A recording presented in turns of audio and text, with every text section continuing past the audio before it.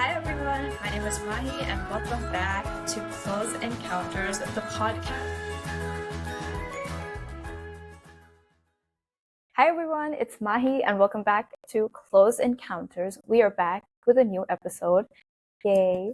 Okay, so today with me, I have an absolute force of a person. She's very smart. She's currently pursuing her medical degree in surgical oncology. She's fighting cancer head on so she can make a difference in the field, all while she dances and she writes through her emotions to express herself better and become a more creative person. So let's welcome Ramisha to the show. Thank you so much. Hi, How everyone. are you? I'm good. Thank you for having me. I'm super excited to talk to you. Really exciting. So how are you? How's life been for you? It's been okay. We just started our new year, so I had a big exam last week, but Ooh. I have kind of a break right now, so it's good. How have med school exams been? I know they aren't easy, but how has that experience been for you? I think for me, so they kind of changed the curriculum with our year where they've kind of made it continuous assessment, which I was kind of used to from school, so it wasn't too bad. It's just there's so much to do in very little time, which I guess that's true of everything. So it's been hard, but I think I like what I'm doing, so it's okay. I love that. So you're currently in Ireland, by the way, Dublin, right? Yes, I'm in Dublin. That's amazing. I want to know, how is life in Ireland? And I am specifically interested in knowing if you've tried doing an Irish accent. And if you have, then how badly have you failed at it? I haven't tried it. I know my friends have. Some have been good, some haven't. So, but I haven't tried it. I'm also surrounded by a lot of just people from different countries, so I'm not too exposed to just the Irish accent. It's a mix of everything. But in terms of living here, I love the weather. It's except the fact that it's raining all the time. It's different from home, considering I Yeah, came from 50 degrees to somewhere where it's hardly ever in double digits. So it's nice. I love the weather here. It's pretty as well. I'm in the city center, but if you go anywhere outside the city center, it's really pretty. It's green. There's water. There's mountains. It's nice. that's amazing. I love that. Obviously, Ireland's known for its sceneries and also its like traditional dances and stuff. So, since you're a huge fan of dancing, I want to know, have you ever tried any of their like traditional dancing? So I'm a part of our university's dance team. So Yeah. one of the categories in it was Irish dance. So Uh-huh. I didn't compete in that because I'm not trained in it. But the ones who did, they taught us a little bit. So they did like a little bit of a workshop. And so we did a small session where they taught us kind of the basics. It's really hard, but it's really fun. It's kind of similar to tap dancing. So I guess if Irish someone's circle, trained yeah. in that, yeah, it's easier to catch on. But but it was fun. I really liked it. Now, do you have a place that you go to just like for yourself, where you're like, the place just kind of energizes you and it kind of jump starts your inspirations and like motivation for things, or you just like get a clear idea on some things that you think about? Uh, I think it depends. If I need the motivation to study, I just need to walk down to campus and I see people studying around me and then I need to study. But if it's more for me to just I don't know, feel better, feel happier, I there's this place called Howth, which is kind of a 1 hour bus. Oh, it's like a bus right away. But it's just the mountains and it's like by the Irish Sea. So it's really Hmm. pretty and it's really quiet. There's houses there, but I don't see too many people there. But it's a really nice place to be. It really calms me down when I go there. So I go there whenever I need a break. Love that. Now, while we're on the topic, I have to ask you, have you ever watched Dairy Girls? I haven't. I keep seeing previews on Netflix, but I Oh haven't. my God. It's on the list. You have to watch it. You have to, trust me, you have to watch it. I'll take your word for it. I'll watch it. It gets the whole experience and it is amazing. Okay. Now, as I said, you're doing med school, surgical oncology. That's very Grey's Anatomy of you. It's absolutely incredible.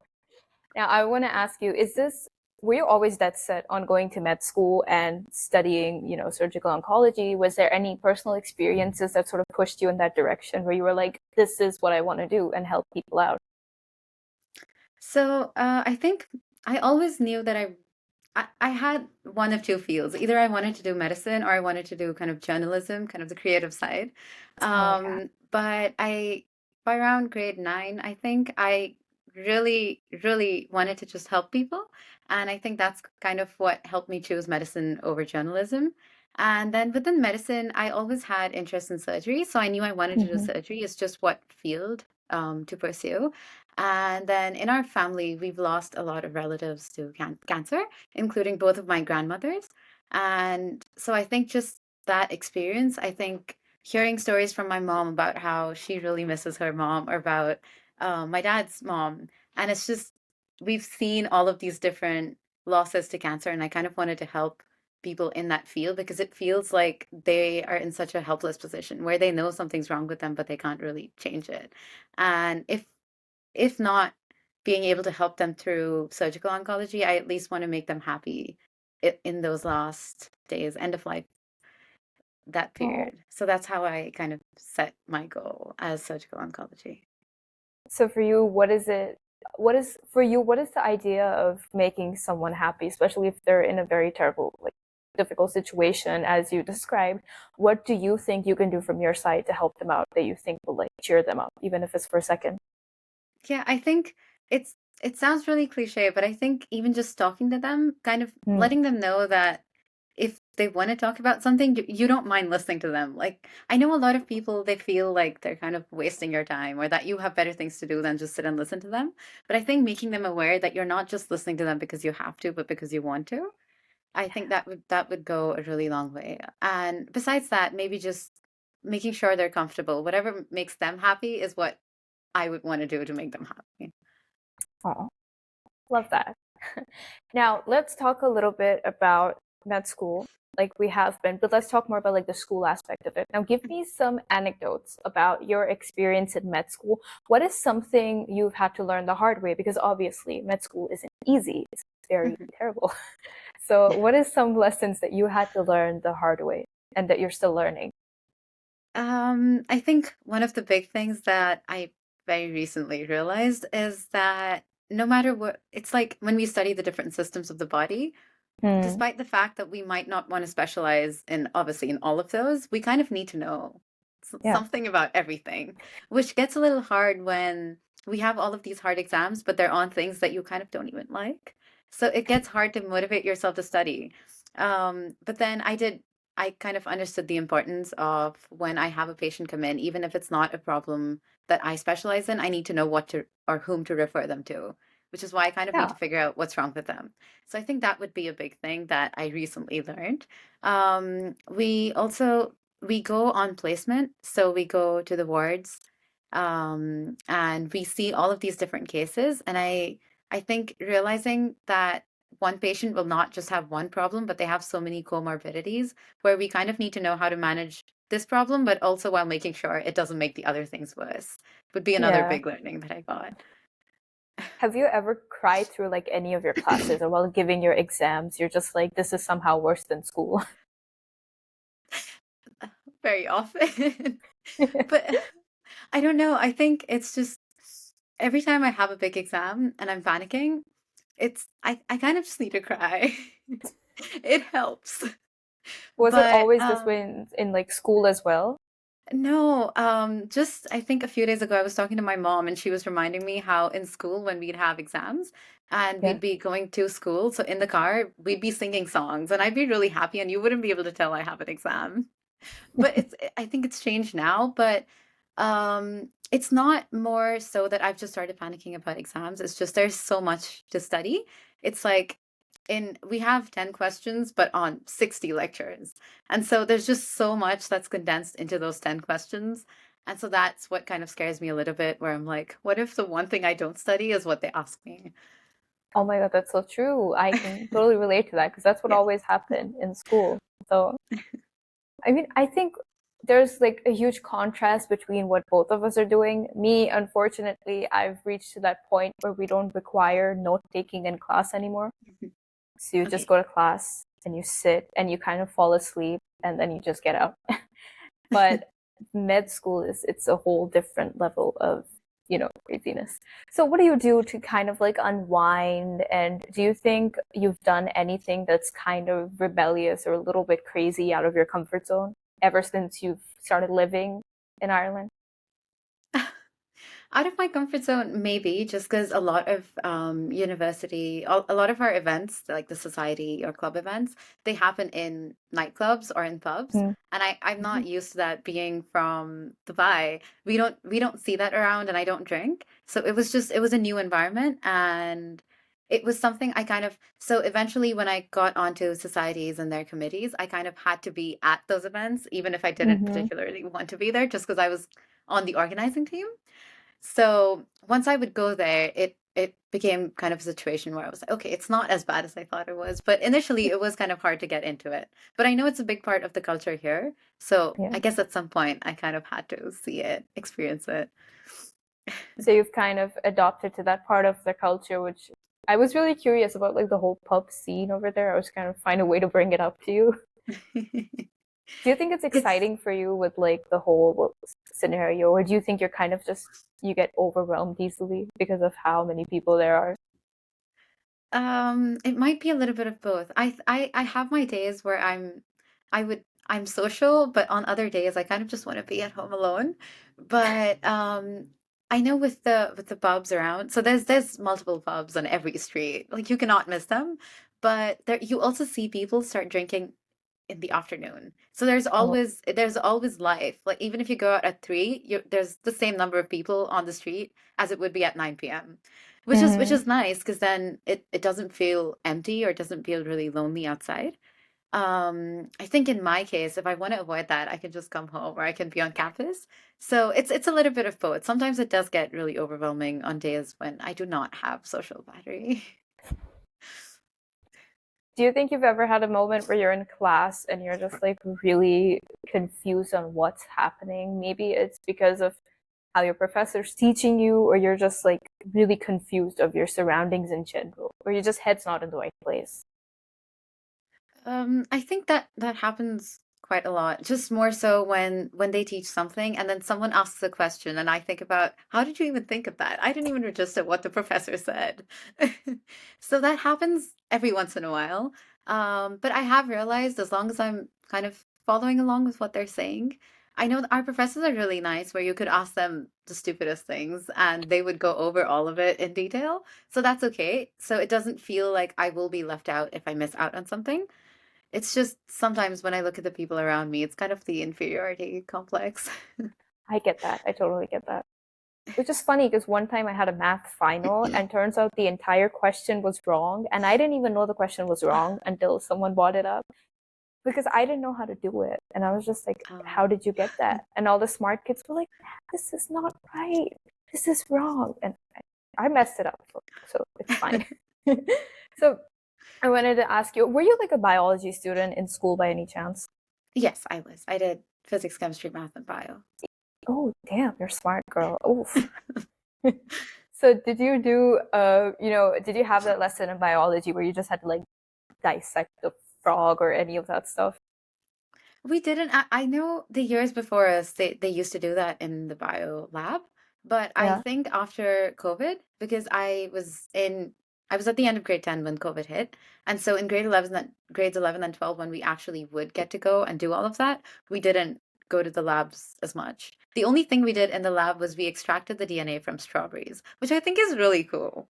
It looked really Okay. pretty, but we That's didn't nice. dissect a Yeah. frog. Okay. So I thought honestly that like helps you build a foundation into going into med school because here's the thing, med school can get really graphic from what I've seen on PP itself.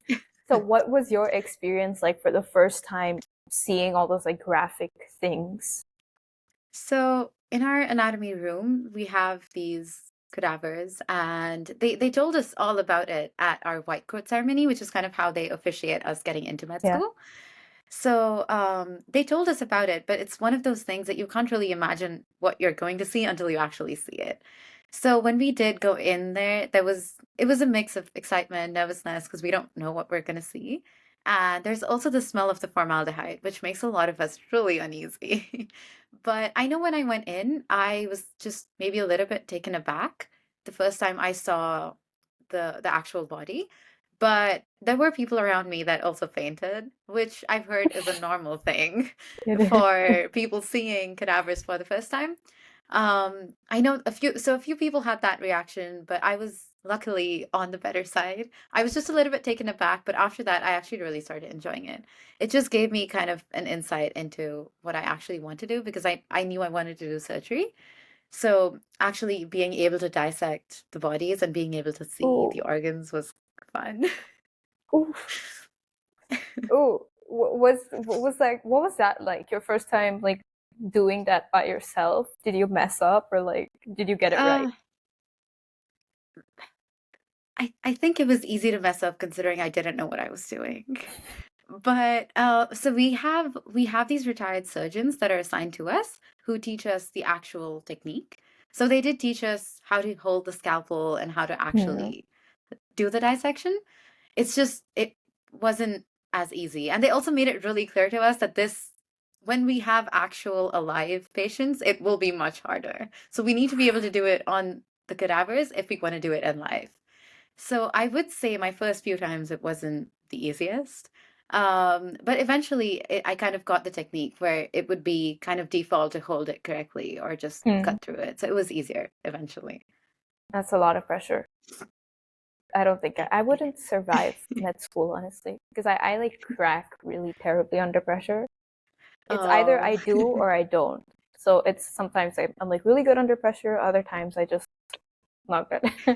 Anyways, so sometimes when you're doing things and you're like, working with a body or like in your anatomy class or whatever, do you ever feel like secretly you're kind of living in like a medical drama or like a really like a crime drama where you're like a forensic specialist and you're like, I am working with, you know, bodies. I think this might be the right time to point out I've never seen Grey's Anatomy.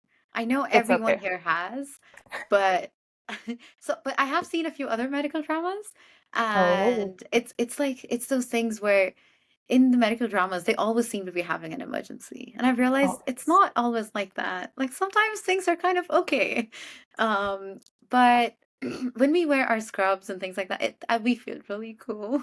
It does Yeah, feel like we're kind of doctors. We're not there yet, but we will be. And the realization hits and it feels really nice. I love that. Especially since I've seen people in scrubs and I like how you just like dress up and once, you get to the position you want to be, you kind of have the freedom to kind of add little bits and pieces of yourself to your outfit and you're just feeling really Yes. cool. Yeah. I love that. So you're away from home and you're away from your family. Would you say, the first couple months can be hard, obviously. So how would you say that like being away from your family has kind of changed you for the better? And what are some things that you're still trying to come to terms with? I think the day that my parents left me here and went, it really hit me that I actually do have to live alone. I've never been away from them, and I'm Mm, also the only child, so it was I know that their lives have revolved around me, so it was hard for both sides, obviously. But for my side, I know in my first year I had three other roommates, so we were all sharing an apartment. And so it was more so all of us just consoling each other because it was all of our first time being away from home. I think that was one thing that might have helped me, just the fact that there are other people who are experiencing the same mm, feelings as me. That helped me a little bit. And then maybe being involved in societies and meeting more people, it really helped me kind of find my people here, considering I had to leave my parents at home and come here. Um, in terms of, I think I inevitably I became more independent. Just I had to learn how to do things myself because I know the 2 months leading up to just the summer leading up to when I had to come here for the first time, I would be in the kitchen with my mom learning how to make these new dishes because I never cooked for myself. And then every time she'd teach me how to make something, I'd be like, I can't do this. Like cooking is not for me. Um, but so there are a few things that I kind of learned how to do myself. Um, but I also think every time I go back home, my brain kind of resets. So every summer that I'm back Yeah. home, it feels like before university when Yeah. I was eating everything that my mom would make for me and I didn't have to do anything for myself. And it's really fun every time I go back home. And then every time I come back here, it kind of hits me again that I kind of need to do all of it again. So it's nice, but I think every once in a while it feels kind of tiring and kind of lonely. But Hmm. it's all a part of it, so it's okay. So how far are you on your cooking journey? Do you think you've kind of become a decent cook, or I have you still gotten need a lot of work? absolutely nowhere. What can you cook? Oh, I can, the thing is, there are things I can make. So I can make dal, I can make palau, I can make poha. I can make a few things. It's just I don't like making it. So that's where the problem comes in. Because then my mom makes a lot of food and she just sends it with me, and then I kind of live off of that for a while until it's time to just go back home. It's the thing is I'm really good at following rules. So I do Yeah. know if I had to make something, I could just open a recipe or I could ask my mom and she would tell me exactly what to do and I would do it. It's just I hate it. I hate cooking. Do you have any cooking horror stories that kind of reinforce the idea that you're just not good at it? No, you'd think, but I don't. I haven't.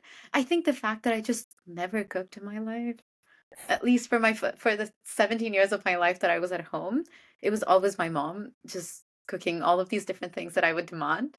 But I know my mom is really, really fond of cooking, so she loved when I'd ask her to make these new things, but none of that passed on to me. It ended with her. That's amazing. That's funny. Okay. So I want to know, do you have any sort of, obviously when working with cadavers, like you said, many people fainted, but you were kind of on the okay-ish side of it. Do you ever feel like if it's late at night or whatever and you're just like tired from working, do you sometimes ever feel like you have those kind of eerie paranormal like experiences, or because of how tired you are? No, not really. I think the worst that's ever happened is just in my sleep, I'm kind of reciting like these equations or these things that I memorized for the exam the next morning. But that's the worst that's happened. I don't, for me, at least with the cadavers in the anatomy room, it's more that while I'm in there, I do what I need to do, and then when I leave, I'm done. Nothing but the smell lingers. The smell stays. You just kind of do what you need to do and then you leave, but you don't stay an extra second to like make eye contact with like any of them. No. So you told me that like you love dancing and you love writing your poetry. And I'm really interested to know, obviously, with what you're doing, at some point things are bound to get like overwhelming, and it can only, take a lot more toll on you when as you grow older and as you progress in what you're doing. So dealing with these like heavy emotions and things like that, how do you think your dancing and your poetry have helped you sort of kind of stay in balance with what you're studying and what you're doing? So with dancing, I've been dancing for almost 15, 16 years now. So it was one of those things where my mom forced me into it and I told her I'd do it just because she wants me to do it. But eventually I fell in love with it and it became my biggest passion.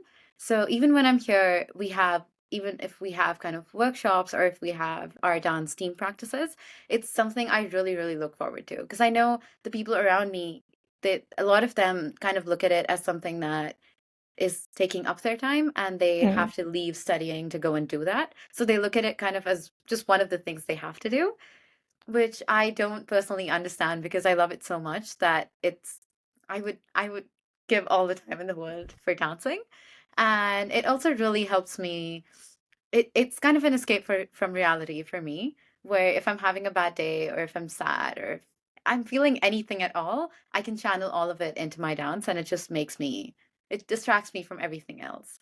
And in terms of poetry, I think I have noticed that I write a lot. I write more when I'm sad. I think a lot of what I write is also just sad. Um, but so I think that might be one of those things that just helps me take it all out. When I can't say it to someone or if I'm just sitting at home and there's no one around, I can I find it easier to just write it down as a poem rather than actually having to explain what I'm feeling to someone.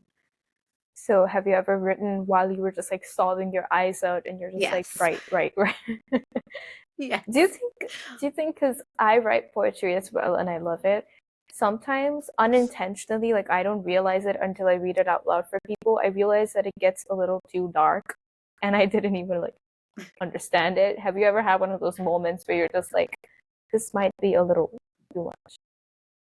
Yeah, I think those are a few of the pieces that I've written, but no one will ever read. It's like it's on my laptop, but I don't think I think it's too sad and too dark for me to go and like speak at an open mic, and that would be the poem I choose to recite.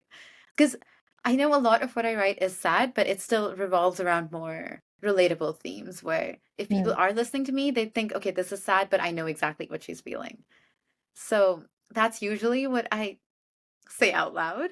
But there are those pieces that they're just on my laptop. Do you have moments where you sometimes wish, like, okay, excluding all of the like logical thinking, do you wish you sometimes had moments where you can just randomly break out into a dance number and just like kind of dance your feelings away like they do in like High School Musical and stuff like that? Yeah, I think I actually do that a lot because I think music is a big part of my life where I wake up and I have to have music playing, even if I'm just brushing my teeth or I'm getting dressed. So a lot of the times when I'm really, I think it might be a thing that just kind of helps um silence the voices in my head. So when I do need kind of just a break, there's always just some Bollywood song that I'm just standing and dancing to or dancing Yeah. around. It's really fun. Who are some of your favorite singers that you have to like include in your playlist, the kind of music and the types of artists? Again, it's all sad music. So I Oh, listen to a lot of Arjit Singh because he always sings sad songs and they're really good. I don't know if you know Benson Boone, I know, I but do. yes, so he's my current favorite, and I like music where the tune kind of changes throughout the song. Where in the second half you're like, is this the same song? Which is why I like Billie Eilish's new album. I like all sad songs. Are you one of those people who gets kind of pleasure by just listening to sad songs even when they're not sad? Yes, I am. Oh I my don't God. need to be sad and I don't need to relate to the songs. I think for me with sad songs, I really like the lyricism. I like the creativity that or the thought that went into the sentences. Because I really love songs when their lyrics are good. So I don't have to relate with them. I appreciate the creativity. Have you listened to Chapo Roan? I have. You Just a like her? few, but I have. I do. I really like I love it. It's so fun. It's just, I feel like dancing to her music, now that's a full experience. That would be amazing. Super exciting. her. Anyways, Yes. so now I have a little game prepared. Okay. Now we can, okay, you need to like think about this. Okay, I'm gonna put you on the spot, but you have to think about it. So it's called Who Am I? And I'm gonna be asking you a couple of questions and we'll see how that goes. So like Okay. prepare yourself, do what you have to. Yes. Okay. So first question is, based on where you are currently in your life and whatever stage of life you are in, if you had to make a playlist for your life, what songs would be on there? Okay. I think it would be kind of a playlist with all the moods because I switch between my moods a lot. So it would need to have a little bit of sad songs where they're kind of it'll make you feel like crying, but also dance numbers because I'm always dancing. But those would be like the Bollywood dance numbers. Yeah. Um uh what else would be in there? I don't know. I think maybe a few songs that make you feel just happy or appreciative. Like I know there are a few songs where they just appreciate their friends or family and Mm. just the people around them. And I think that would definitely be on there because some days I really appreciate everyone that's around me and everything they do for me. So maybe a mix of everything. It'll be kind of all over the place. Okay. What is one painfully embarrassing moment that keeps you up at night that just like occasionally hits you? Oh, huh. I think I embarrass myself so much that I kind of just don't think about it. Okay, but what's a moment Um, in general? Do you think anything that sort of makes you like cringe internally? I think okay, it's not too bad, but a lot of the times when I'm teaching dance, I kind of I need to record myself before I actually go to teach because I'm gonna forget. Okay. And I find it really embarrassing when I go there, people are watching the video of me in like my pajamas, recording, like just marking the steps at home. So those are the videos that I kind of don't want anyone to see, but somehow everyone ends up seeing them at practice. So that might be one of the things I'm not fond of. Okay. What is a culture shock for you that you experienced when you moved and that you just kind of found ridiculous? Ooh. Not ridiculous, but really taken aback by would be the nightlife. Because I didn't know how big a part of their culture it was until I came here. But when I came here and I spoke to my friends outside of Ireland, everyone seemed to know everything about it. Um, Yeah. but I wasn't mentally prepared, and I think that did take me aback. It took me a while to get accustomed to it. So that was definitely the biggest culture shock. So back in Dubai, were you like someone who was really outgoing, or were you just someone who just you were very introverted? I was extroverted in the sense that I spoke to everyone and I was on good terms with everyone, but if I had to go out, I would just either go out with my mom or with my dad or just with like three friends. That's where my circle would end. So, I guess it would still be the few people that I'm close to that I would prefer going out with or actually having fun with, but I wouldn't completely cut off everyone else. I would be on good terms with them. Okay, what is one lesson that you had to learn the hard way, whatever it may be? I When I came here, I realized that everyone that's come here is smart. And so that took me a while to get used to because I realized that everyone I'm competing with has was in the same spot in high school that I was in. And so when I came here, I realized I need to do so much more. Like I need to put in a lot more effort. Even though I was putting in so much effort in school, I it felt considering everything was also just completely new and I had to do everything for myself, other than the academic part of it, I think I it took me a while to figure out what was helping me and what wasn't and exactly how to study. But yeah, Do that. you do you think it's like putting that pressure on yourself because you see someone who's kind of in the same space as you, but they've done a lot more better things, and you think, in contrast to yourself, you just have to push yourself harder? Yeah, I think I am. I'm definitely one of those people that puts a lot of pressure on themselves. Because I know with a lot of my friends, it would be we'd all when we'd be talking, they talk about, okay, like my parents want me to do this or this is what I kind of have to do. But for me, it's always, oh, I chose to do this to myself. So every time things get hard, I need to remind myself that I signed up for this and that even if it's hard, I need to do it. Um, which again, the fact that I like where I will end up, it really, really helps me get through anytime it's really hard for me. Wow. Okay, so what is one topic that you can talk about constantly to literally anyone you meet? You just have to talk about this one topic if you have the freedom to do it. Oh, I think it would definitely be dance. If you couldn't already tell. I think it's just when I started out with Kathak, so Indian Mm. classical, and then eventually I had problems with my knee and my heel, and I had to switch. So I switched to contemporary and hip hop, and I think I just in life I was able to experience so many different dance forms. And then I came here and I saw people who knew so many other forms because they came from sort of the Western part of the world. So I think talking about dance makes me really happy. Love that, Slay, honestly. Okay, so last question. Let's fast forward to like 10 years from now. Okay, what does a typical day look like for you? What does your life 10 years from now look like for you in your vision? Oh.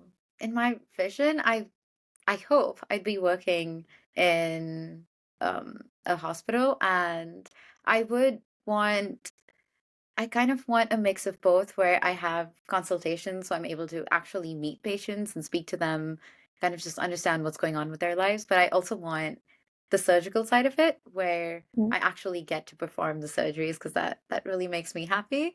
Um, Other than that, I always tell my mom that I want to actually teach dance classes or like have my own institute. I don't know if that'll be possible Nice. in 10 years, but hopefully. Hopefully that'll You be a never little part know. of my day as well. That's really cute. I love that. Of course, who knows? Of course, it can be possible. So before we end this, is there anything you would like to say? Any message you want to give out? Just look into your camera and just say whatever you want to say. Cool. I would say helping people makes me really happy, and I think it's not it seems like it's one of those selfish things where you help people because it makes you happy, but I really like the happiness that it brings to everyone that's in front of you.